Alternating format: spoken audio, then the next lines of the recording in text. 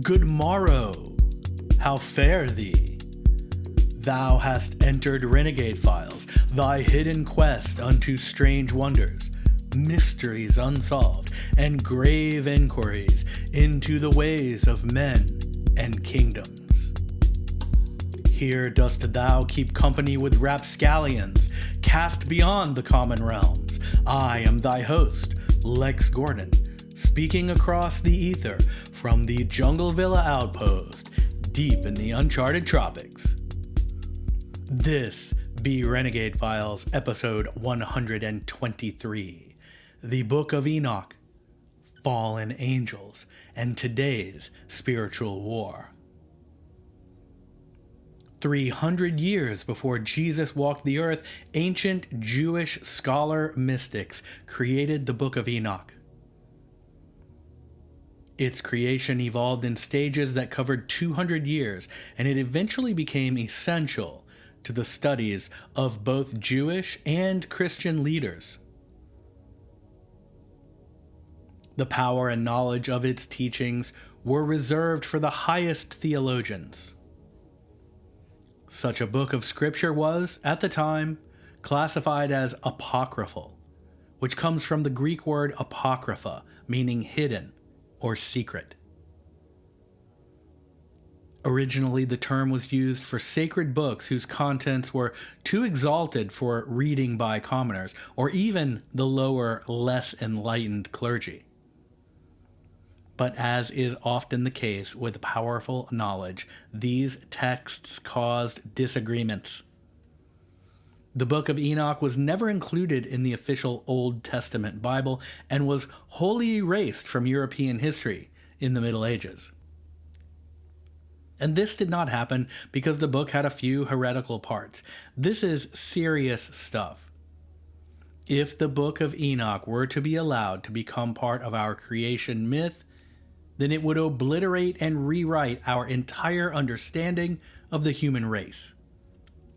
This is a creation populated by demons, giants, and aliens, and not from some modern revisionist theory, but from ancient and revered writings. So the book was denounced, banned, cursed, burned, and for 1,000 years forgotten. But in 1773, rumors of a surviving copy compelled Scottish explorer James Bruce on a long journey into Ethiopia, where he discovered that the Book of Enoch had been preserved by the Ethiopian Church. And as we read the stories about the fallen angels, their lusts and goals with earthly women, the agendas of their Nephilim offspring, and their magical methods, we begin to see the book's fingerprints on geopolitical events. Its lore offers explanation for some otherwise seemingly illogical or evil deeds of the power elite. These ancient descriptions of Satan's battle with God on earth and armies of fallen angels corrupting mortal souls begin to echo not only Zecharia Sitchin's Anunnaki, but agendas of World Economic Forum control, transhumanist hopes, and a survivalist state technocracy? Come with me now to find out and explore the dusty pages of a book so powerful it was banished for a millennium. As together, we delve into the Book of Enoch, Fallen Angels, and today's spiritual war. The Book of Enoch, Fallen Angels, and today's spiritual war. Part 1. History, Loss, and Rediscovery. Before we get too deep into this, let me provide a disclaimer. I am not a biblical scholar, nor a pious Christian, but it isn't my intention to offend anyone's faith by using what could be construed as irreverent metaphor to summarize or describe what might otherwise be dense, esoteric, and archaic prose written thousands of years ago. There's a valuable story here, but there's also my way of understanding and explaining things, and this isn't the place for a sermon, nor is it my place to try to deliver one. The reality is, the Book of Enoch was thrown out of the church because it paints a different picture of the world we live in, different than the one they chose to get behind, and I don't know the full truth any more than anyone else. I approach this material with an open mind, and that's all. So let's go. The story of the Book of Enoch is one of the most remarkable in all of religious literature, an ancient text lost to most of the world for over 1,000 years and then found again. Allegorically attributed to Enoch, the actual great-grandfather of Noah, the work was not really written by the historical Enoch himself. It was written by multiple Jewish authors between roughly the 3rd century BC and the 1st century BC, during a turbulent age marked by foreign conquest, persecution, and apocalyptic expectations. It's a collection of visionary writings gathered into what is now called one Enoch, which is commonly referred to as the Book of Enoch. It describes rebellious angels descending to earth, the birth of the Nephilim, heavenly journeys through the cosmos, divine judgment, and a coming righteous kingdom. These themes deeply influenced Jewish thought in the centuries before Christianity and were known among early Christians as well. For a few hundred years, it was seen as a valuable description of creation and knowledge passed on to Enoch from God. Yet the book's fortunes changed, and as rabbinic Judaism formalized its scriptural canon after the destruction of the Second Temple in 70 AD, Enoch was left outside of accepted Hebrew scripture.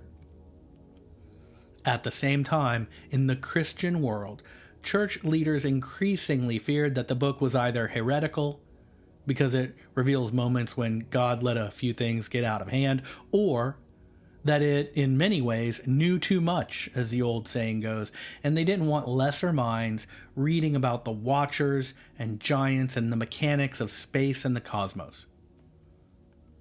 So by the 4th and 5th centuries, the Book of Enoch was banished and survived mostly as a name mentioned by scholars who knew it had once existed.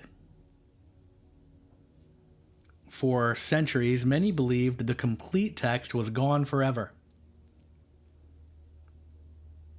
But in the ancient Christian roots of Ethiopia, the Ethiopian Orthodox Tawedo Church went rogue and preserved the book in sacred language, the language of the Ge'ez, and in this way, they continued to treat it as scripture. Then, in the age of exploration, a Scottish adventurer named James Bruce, who had heard rumor of the text, journeyed through Ethiopia in the 1760s and returned to London in 1773, carrying 3 original copies of this lost work. European scholars were astonished. What had long been spoken of only in fragments now existed again.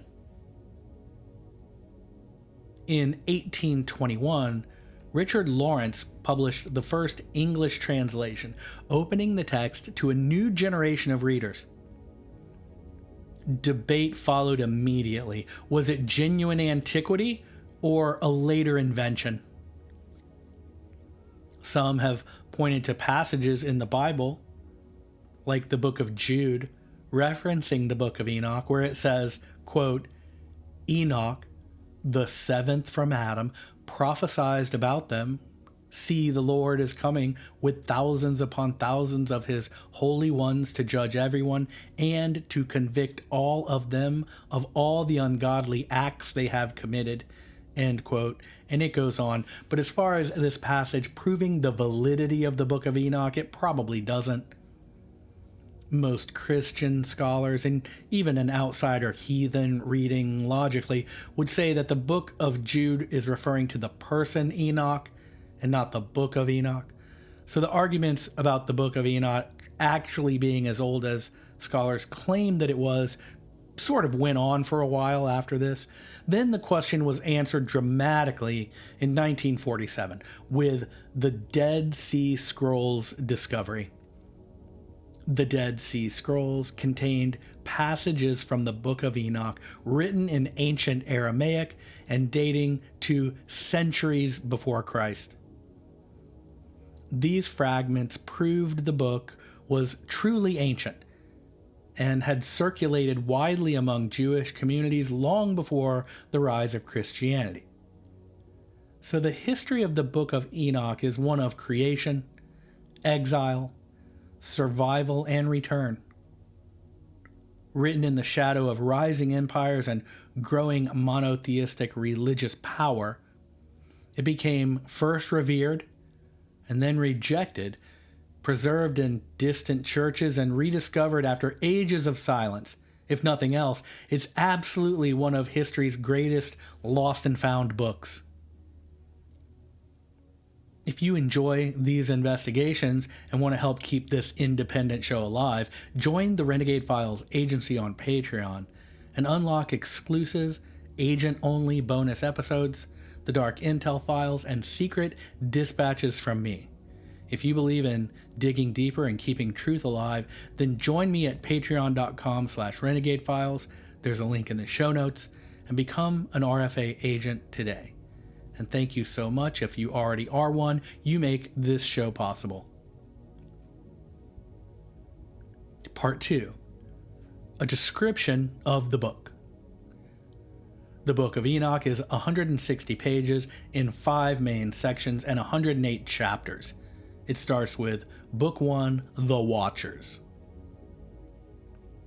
It begins with a blessing of Enoch, who was Noah's great-grandfather and the hero of this book because he's the one being given all the information here.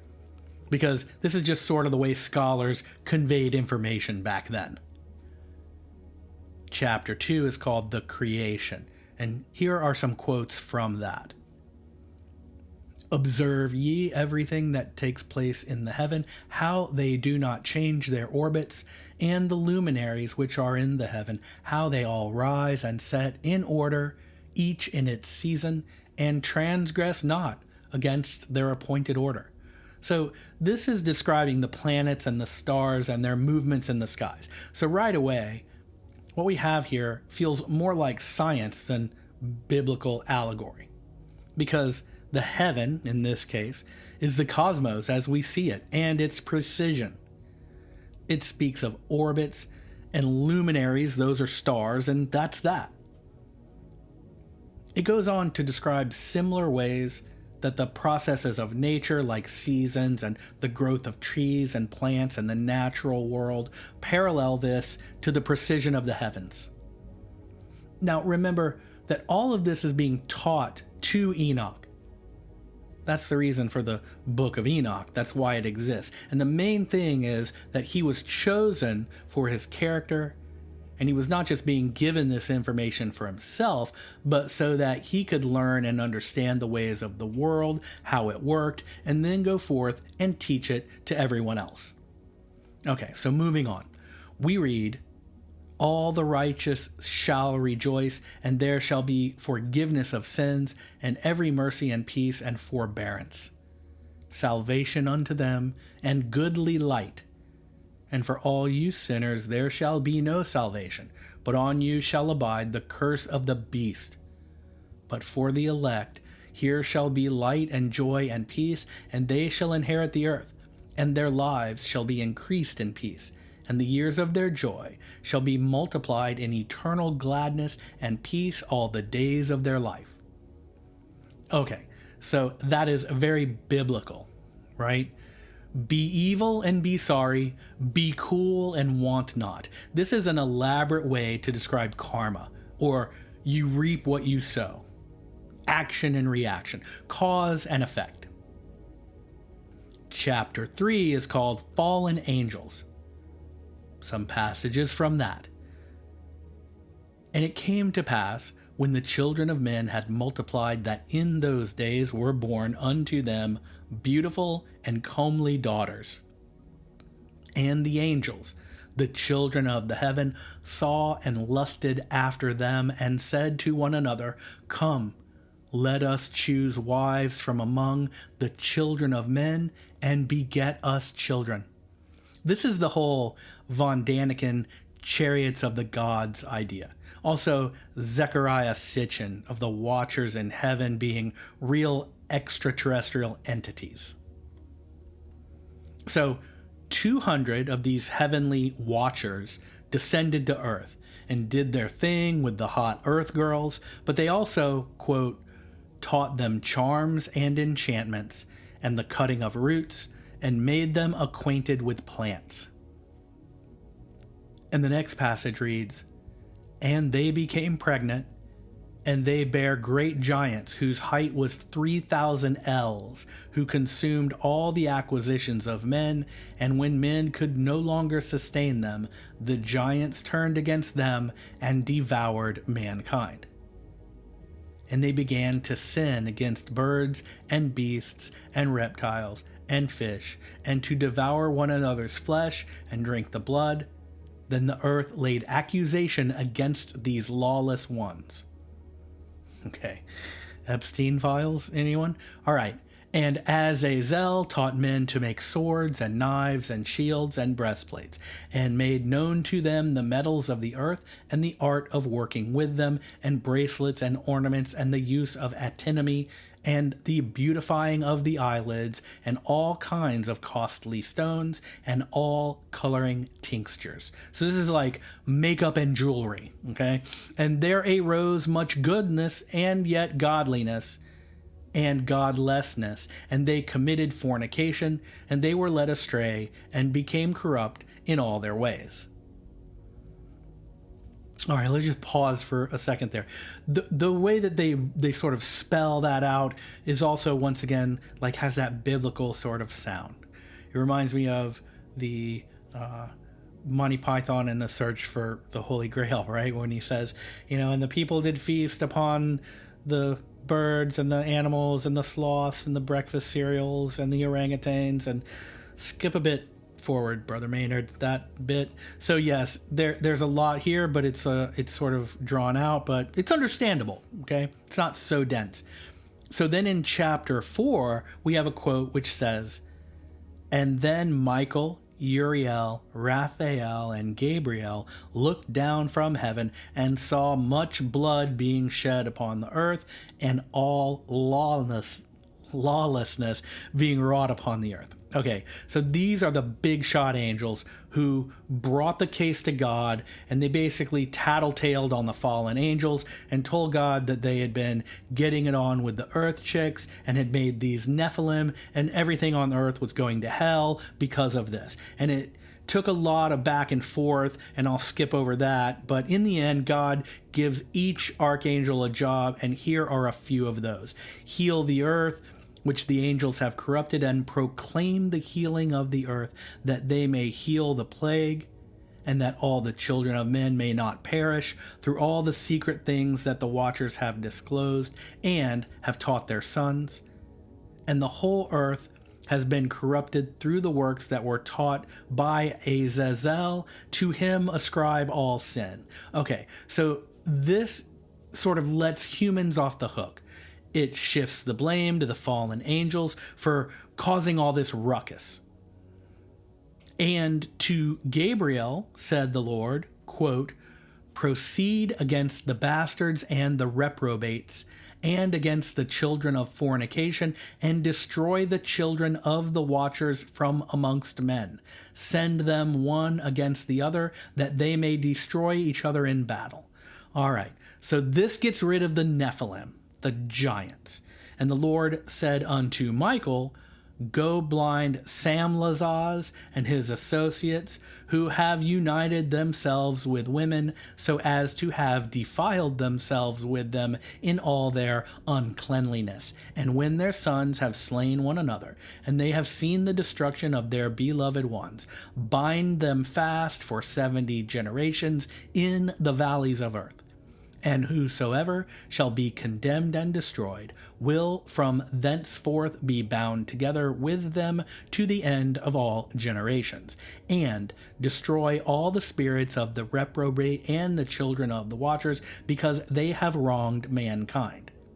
Okay, so the angels go down to earth and they fight it out with the fallen angels according to the instructions just given to them by God. So these are the watchers, also their Nephilim offspring. And the long story short is that the good angels won. And then they, with God's help, set about to replant the trees and the plants and fix up all the streams and rivers and oceans and basically get all the contractors to rebuild Nagasaki, but on a global scale. One note here that extends these concepts beyond the pages of the Book of Enoch is the fact that the concepts of fallen angels and this basic story in general is a persistent one.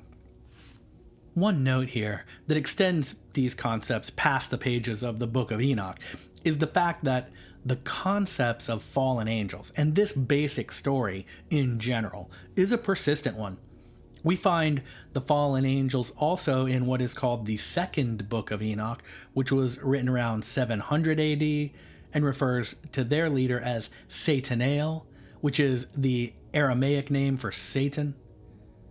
Then we find the story in the Book of Jubilees. This is an ancient Jewish religious work accepted as canonical by both the Ethiopian Orthodox Church and the group known as the Beta Israel, who are a Jewish group originating in the Amhara and Tigray regions of northern Ethiopia.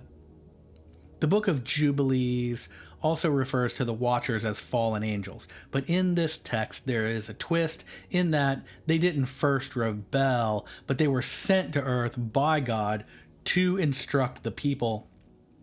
But they sort of went off on their own and started hooking up with the Earth Girls, and after that the story is essentially the same as it is in both the Book of Enoch and the second Book of Enoch, and now the Book of Jubilees. The point is that even as the original Book of Enoch was banished and lost for centuries, the fallen angel story was kept alive in other apocryphal texts.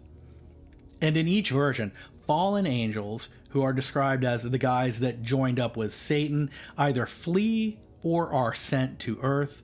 They corrupt humanity physically and morally, and then they're defeated by the good angels that God sends to reestablish peace and order. But here is the catch. Once that's done, we still have this problem of all the souls and spirits of what the Book of Enoch calls the bastards and the reprobates. So the defeated angels and their Nephilim kids, right? And so what do we do with them? That is, what do we do with all their souls and spirits? So this gets really complicated and fast, because we have this whole branch of the story that connects up to the Old Testament Bible and some other scriptures throughout the ages that tell us that the Watchers were more than the ancient alien hypothesis extraterrestrials, because they were also the legions of Lucifer loyalists who had gone against God in the heavens and that whole satanic coup d'etat thing, and we all know how that turned out for Satan. So here God has a dilemma. He can't just send the souls of the defeated Nephilim and fallen angels down to hell, because he knows that they'll just join back up with Satan, and then he'll have another rebellion on his hands, and who has time? Like, you can't put all the Manson family crazies in one big cell with Charlie Manson once you arrest them all, right? So, as Supreme Being and CEO of the universe and beyond, what do? Well, the Book of Enoch tells us. And here's where things get really terrifying. So God instructs Enoch what to go tell the spirits of the defeated fallen angels and their Nephilim kids. Get ready for this. Again, reading from now, the Book of Enoch, chapter 5. So Enoch says to the fallen angels these messages from God. But you were formerly spiritual, living the eternal life, and immortal for all generations of the world, and therefore I have not appointed wives for you, for as the spiritual ones of the heaven, in heaven is their dwelling. And now the giants who are produced from the spirits and flesh shall be called evil spirits upon the earth, and on the earth shall be their dwelling. Evil spirits have proceeded from their bodies, because they are born from men, and from the watchers is their beginning and primal origin. They shall be evil spirits on earth, and evil spirits shall they be called. And the spirits of the giants afflict, oppress, destroy, attack, do battle, and work destruction on the earth, and cause trouble. They take no food, but nevertheless hunger and thirst, and cause offenses. And these spirits shall rise up against the children of men, and against the women, because they have proceeded from them. From the days of the slaughter and destruction and death of the giants, from the souls of whose flesh the spirits have gone forth, shall destroy, without incurring judgment. Thus shall they destroy until the day of the consummation, the great judgment in which the age shall be consummated. Over the watchers and the godless, yea, shall be wholly consummated. And now, as to the watchers who have sent thee to intercede for them, who had been aforetime in heaven, say to them, you have been in heaven, but all the mysteries had not yet been revealed to you, and you knew worthless ones, and these in the hardness of your hearts you have made known to the women, and through these mysteries women and men work much evil on earth. Say to them, therefore, you have no peace. God goes on to call earth the prison of the fallen angels. Whew, a few points here. Okay, the quote, and now the giants who are produced from the spirits and flesh shall be called evil spirits upon the earth, and on the earth shall be their dwelling. Thanks a lot. What could go wrong? Well, how about, quote, the spirits of the giants afflict, oppress, destroy, attack, do battle, and work destruction on the earth, and cause trouble. They take no food, but nevertheless hunger and thirst, and cause offenses. Yeah, that's what I thought might happen, but it isn't all bad, because then Enoch is taken up to heaven, and he's introduced to the new school watchers. So these are the angels that have been promoted since the last crop went bad, and they actually are doing a good job, and most of them are cool.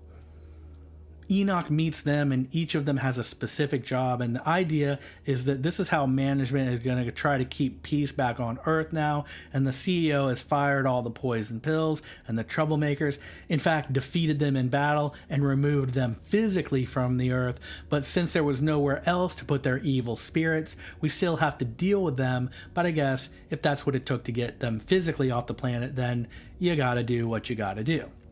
Now, the other thing is, it seems a little harsh that God says, go ahead and raise hell on the earth and you won't be judged, because he does throw in there, but you will be judged at the end when I judge everyone. So it's sort of like, you know, let the kids go out to play until dad gets home, and then you're all going to get a spanking. Something like that, right?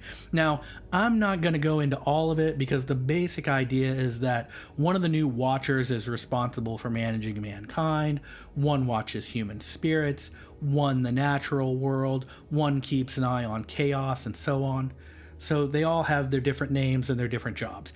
After this, we get chapters on parables, which are basically biblical descriptions of what happens to the people on this newly re-engineered earth if they do commit sins against what has basically been repaired for them. So in other words, you guys made sexy time with these big, handsome warrior watchers who were either aliens or the fallen angel soldiers of Satan, or both, and look what it got you. And now that God has to send an angel army down there to clean things up, if you wreck this a second time, these parables describe all the bad things that your everlasting soul is going to have to deal with as a result. We then get chapters on the birth of Noah and the story of how Enoch was called to be the messenger in all of this. And then there's extensive passages of Enoch being taken into the heavens. The Ancient Aliens crew point to this as being a possible story of actual ancient space travel. And it's interesting because this is the point in the Gospel of Enoch when the archangels take him up to teach him about the heavens. And from the perspective of the old allegories we're used to being given by the established church for the past 2,000 odd years, this would be the part when Enoch is shown all of the glory and paradise of God's heaven. So he would come back down and preach the everlasting reward of the heaven to the masses. But this is not what we read here. These chapters describe the heavens, and by that I mean the cosmological heavens, so the sun, the stars, the planets, all of that, in what could be considered very scientific language and amazing detail. It's surprisingly accurate, especially for something written thousands and thousands of years ago. It talks about orbits of the planets, the circumference of the sun. It's fascinating. So fascinating, in fact, that it was officially cursed and banished by rabbis and priests starting around 100 AD. So if you recall, the writing of the book began about 300 BC, and it took 200 years to write it. So in its finished form, it was used by the elite in both Judaism and Christianity for a mere 200 years before it was declared too dangerous, and it wasn't widely known again outside of a very few biblical scholars in Ethiopia until Scotsman James Bruce found it again in 1773. Tap follow real quick wherever you're listening to stay connected and to help the show grow. Part 3. Modern Parallels. So, according to the Book of Enoch, 200 angelic beings called the Watchers descended to earth, bred offspring with the earthly women, and produced a race of giants called the Nephilim. The Nephilim were large, strong, and relentless, consuming and depleting everything the earth and the humans had produced. And when they had consumed all resources, they turned upon the humans themselves and devoured them. Now, this could be seen as a physical devouring or a consumption of their mortal souls, immortal souls, however you look at it. So as we sort of start to parallel this with what's going on in the modern world, we find some striking parallels, like between the works of Mormonism founder and Church of Latter-day Saints Joseph Smith's 19th century account of Enoch and a body of ancient Jewish literature, notably the Book of Giants in the Dead Sea Scrolls. Those were discovered from 1946 to 56 over a period of time. So we know that the Dead Sea Scrolls were used to somewhat validate the antiquity of the Book of Enoch. But then in 1830, Joseph Smith dictated a lengthy account of Enoch that departs significantly from the brief biblical references in Genesis and Jude that we mentioned before. Smith's Enoch narrative appears strikingly similar to material found in the Book of Giants, that's the Dead Sea Scrolls, and also the Book of Enoch. Joseph Smith and Mormonism is a story for another day, but his accounts do match much of the stories from the Book of Enoch, and it was discovered in the late 1700s, so it is possible that he knew about it. It isn't so much a mystery, but just a sort of modern interpretation of it. So following the Book of Enoch, parallels get even closer to the modern day when we come to the character of Zechariah Sitchin. Talked of him before. The Book of Enoch's fallen angel story is almost exactly Zechariah Sitchin's Anunnaki interpretation of the ancient Sumerian creation myths. So if we consider Sitchin's translations to be anything close to accurate, then the Sumerian creation stories of those cuneiform tablets provide another source of this exact story. Sitchin tells us that the Sumerian cuneiform tablets describe a group of mythic beings known as the Anunnaki. He translates the Sumerian word Anunnaki as those who came down or those who came from heaven to earth. This parallels the Book of Enoch stories of the fallen angels and aligns with ancient astronaut theories of these beings being literal extraterrestrials. Then, according to Sitchin's translations, the Anunnaki crossed their own DNA with that of Homo erectus in order to create a race of slaves to mine gold and other minerals to be used to repair their home planet's atmosphere, the initial race of hybrid humans turned out to be unruly giants. This is exactly the same tale as the fallen angels crossing their species with Earth women and creating the Nephilim. For a thorough look into the works of not only Zecharia Sitchin, but Eric von Daniken, Graham Hancock, David Childress, Giorgio Tsoukalos, and Philip Coppens, check out Renegade Files episode 24, Ancient Aliens, Theories and Evidence. And as long as we're on the subject, it isn't just Sitchin's translations of the Sumerian tales of the Anunnaki that align with the Book of Enoch. We have many accounts of Christian angels visiting Earth, plus the Aztec space serpents, the Native American star people from the Pleiades, Greek gods descending to Mount Olympus. So across multiple cultures and well into ancient times, we have recurring mythology of beings from the heavens, so space, coming to Earth. Even materialistic hard science astronomers tell us that every molecule in every human's body was once a molecule within a star. In this regard, the Book of Enoch becomes not some otherwise unheard of collection of ideas, but an echo of some of the oldest writings we have. Zecharia Sitchin's translations become modern theories about ancient Sumerian creationism and the Anunnaki as fallen angels and their slave race as the Nephilim.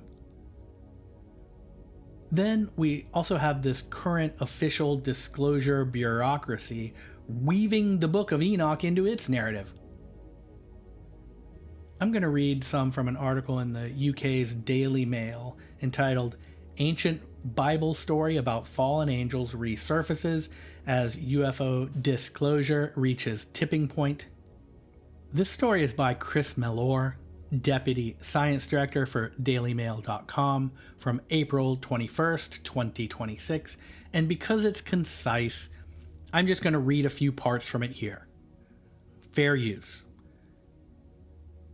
Just a quick note, this article references Anna Paulina Luna, whom you probably recall as the Florida Congresswoman we mentioned in Renegade Files episode 120, Paranormal News, 6 Fringe Stories happening right now. Check that one out or share it with your friends if you liked it. Thank you.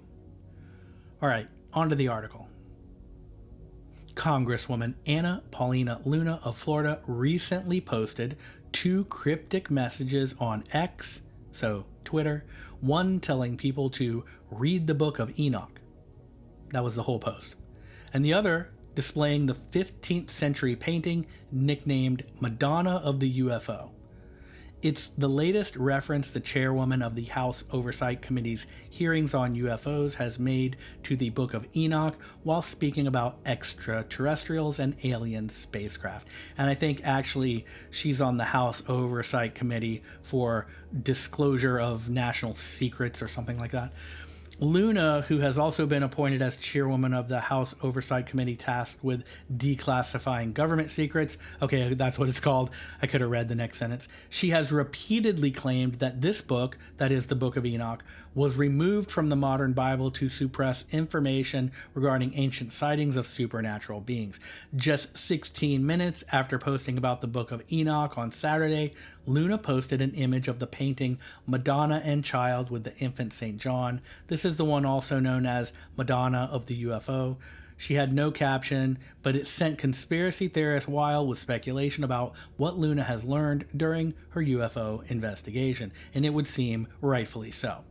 The painting, credited to Domenico Giarladio, depicts the Virgin Mary in prayer with the infant Jesus, and in the background is a disc-shaped object with rays emanating from it, which some have interpreted as a UFO sighting. You can look this picture up online or pictures of this painting, and you got to find one that zooms in with a detail of that little thing in the sky, but when you do find that, it absolutely looks like a glowing UFO. There's even a picture of a saint standing on a little hill, guarding his head with his hand like he's looking up into the sky to shade his eyes, as if he's looking at the UFO. It's a very fascinating painting, and there's other Renaissance paintings that have what appears to be UFOs in the sky as well. So back to the article. Those classified briefings caused Luna to draw a stunning connection between events in biblical times and visitations by what she called interdimensional beings, which defy the laws of physics and were able to move outside of space and time. Last year, Luna told podcast host Joe Rogan, ever heard of him, quote, "Have I seen a spaceship personally? No. Have I seen evidence of this? Yes. Have I seen a photo documentation of aircraft that I believe were not made by mankind? Yes. Is there historical significance to this? Yes." So that's her little back and forth with Rogan, or her monologue, that is. She goes on to say, is there multiple events that go back to, I would argue, maybe even before the time of Christ that have been documented in text? Yes. She continued this during her August 2025 episode of The Joe Rogan Experience, the #1 podcast in the world, one or two, right? Luna would go on to state on multiple podcast interviews that she believed it was important to read the Book of Enoch to gain context on modern UFO theories, suggesting that people may have misinterpreted these beings for thousands of years. She described the text as information that had been gatekept by modern religious orders and highlighted the Ethiopian Orthodox version as the least altered copy of this controversial text. And that's the end of the quotes from it. And the article goes on, but those are the relevant parts for this case. And her X tweets were just 10 days ago at the time of this recording. To know more about the world of Renegade Files, join the RFA agency on Patreon. You can check it out for free for a week, and it means a lot. Thank you. This brings us to some serious conspiracy theory fringe. And while it might not be full tilt bananas, it's getting very close to that. So let's do it. Oh boy, here we go.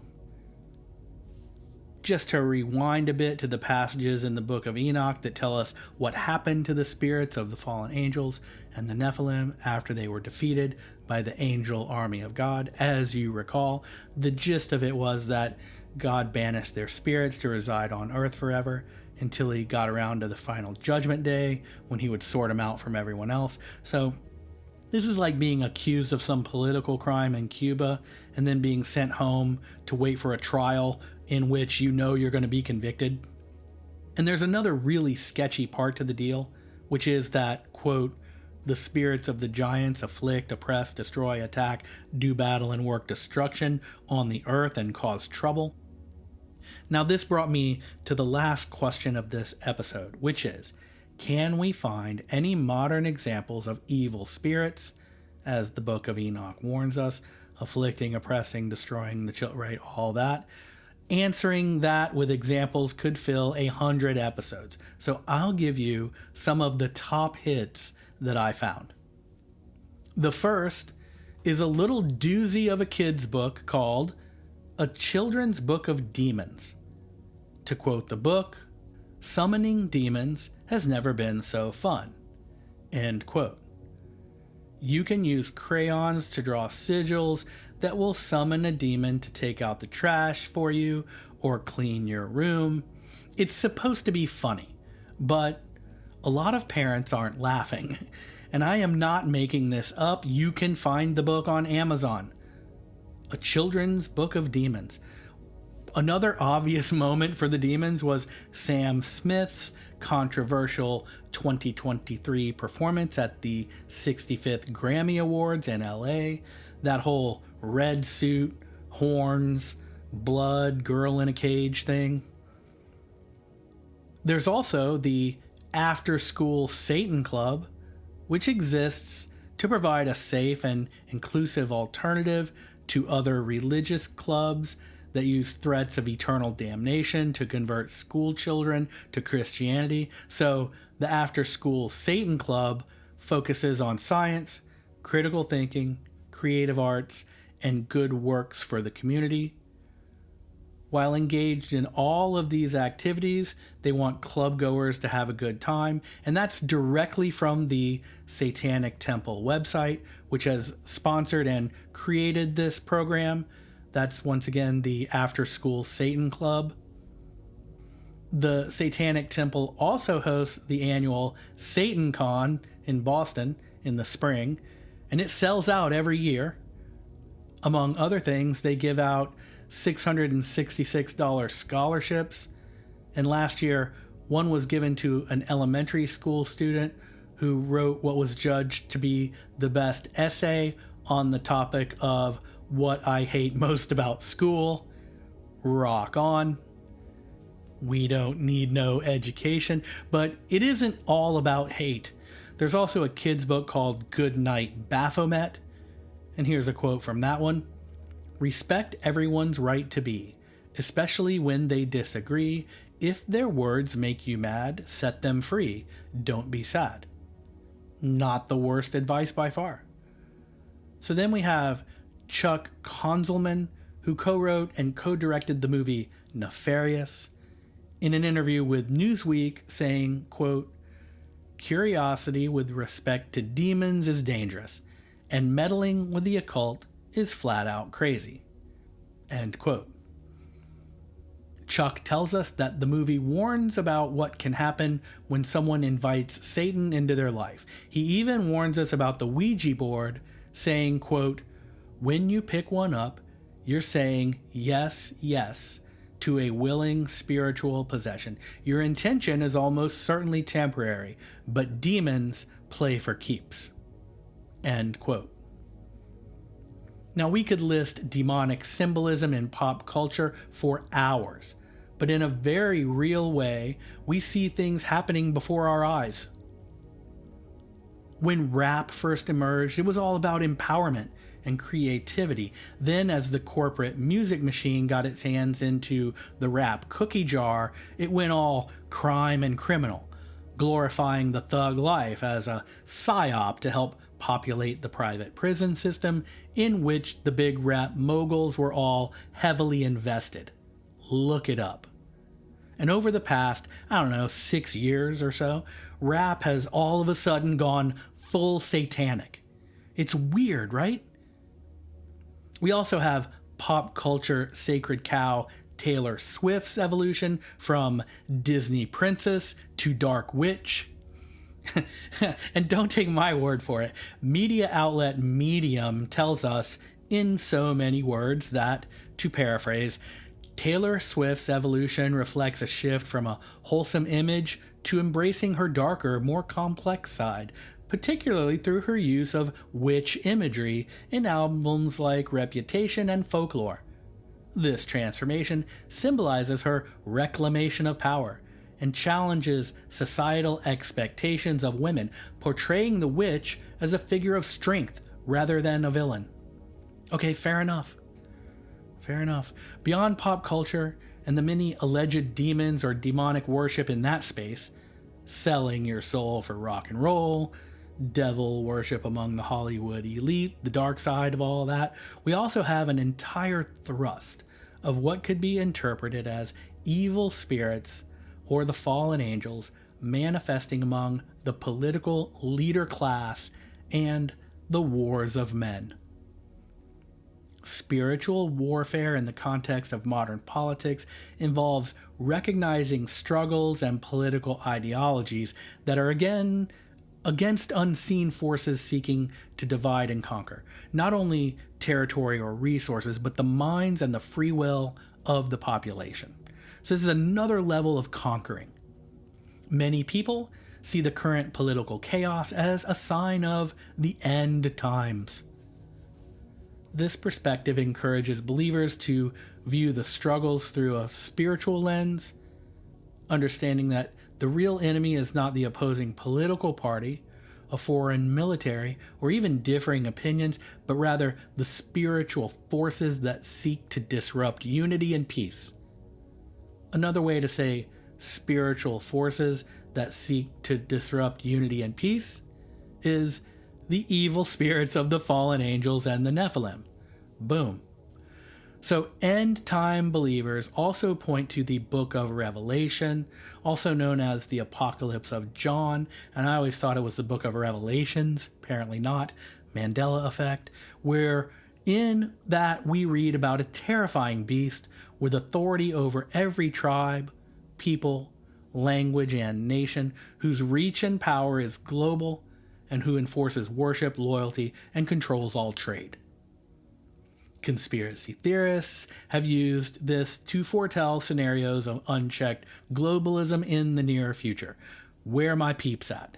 So Revelations, whatever it's called, also says that in the midst of this global coalition, a powerful and deceptive earthly leader shall arise. This is the Antichrist, who will use both political and spiritual tools to establish dominance. He takes over nations and becomes the world's central authority. He demands that all worship him and give him pledges of loyalty. And he controls global commerce through a specific mark famously called the Mark of the Beast, which determines who can buy or sell. These passages have been used to draw comparisons to digital identification, global IDs, a cashless future, financial surveillance, and the erosion of personal freedoms. Every day, the warnings and revelations sound more and more realistic, or in many cases, downright descriptive. And all of this connects back to the banned Book of Enoch, because that book gives us a clear and literal description of exactly how all these evil, demonic, and troublesome spirits got here in the first place. And the idea that the power and entertainment elite have made Faustian bargains to garner their unchecked, seemingly endless success in exchange for using their platforms to ridicule, marginalize, exploit, and then preach to the lowly masses and ultimately enslave them is a fully monitored and managed digital surveillance state control machine. It seems less and less like mad ramblings every day. I saw a meme with a top and bottom panel, and the top says, "Here I am drinking from a soggy paper straw to save the planet," and the bottom says, "The people telling me I have to do so," and it shows a collage of huge yachts, private jets, smoke-belching factories, and million-dollar cars. I mean, it's a joke, right? It's easy to preach, reduce your carbon footprint to the masses when you have $130 million in the bank.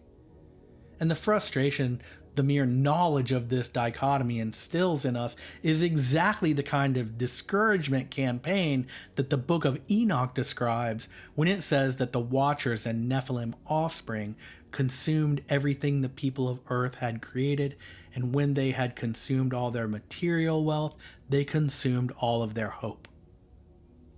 And this is not to align all material success in the world with serving the spirits of evil. That's sour grapes. And it's no more accurate than aligning our last episode's Ted Kaczynski with every off-grid, anti-establishment libertarian. But the fact is that the Book of Enoch was banned for a reason. And when you read it, and then look at the current state of mega-rich movie stars crying about how much gas my truck burns, and world leaders shaking hands to blow up nations, and when the pop stars chosen to perform on the biggest stages in the world wear horns and capes covered in blood, and when kids' books conjure demons, don't call me the crazy one. And if your Satan is the light bringer and compels you to live a happy life, harm no one else, and I know this is weird, but not believe in Satan, then by all means do your thing. It's just amazing that when you look into some of these deep, esoteric teachings, like the Book of Enoch, you very often find striking parallels to the world we live in right now.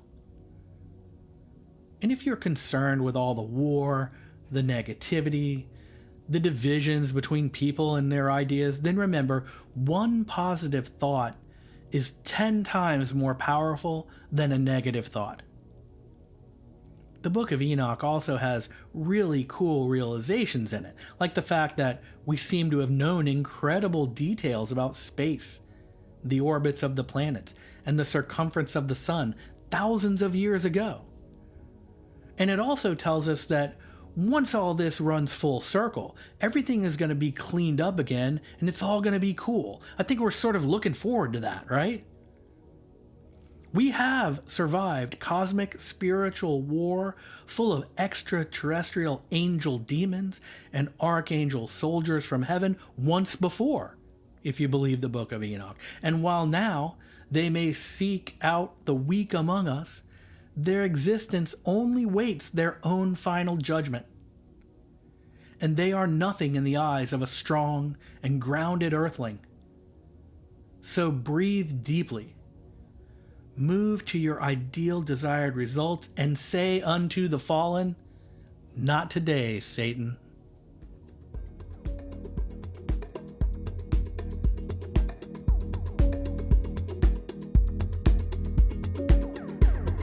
Thank you sincerely for investigating the Book of Enoch, fallen angels, and today's spiritual war with me.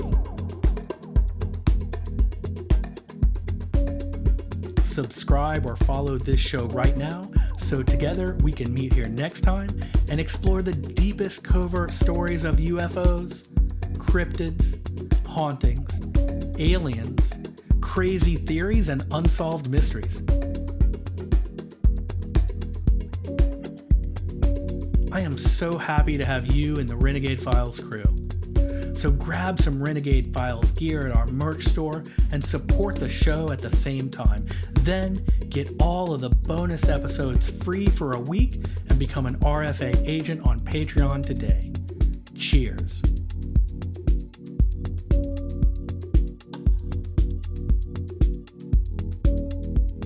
Until our next adventure, I'm your host, Lex Gordon.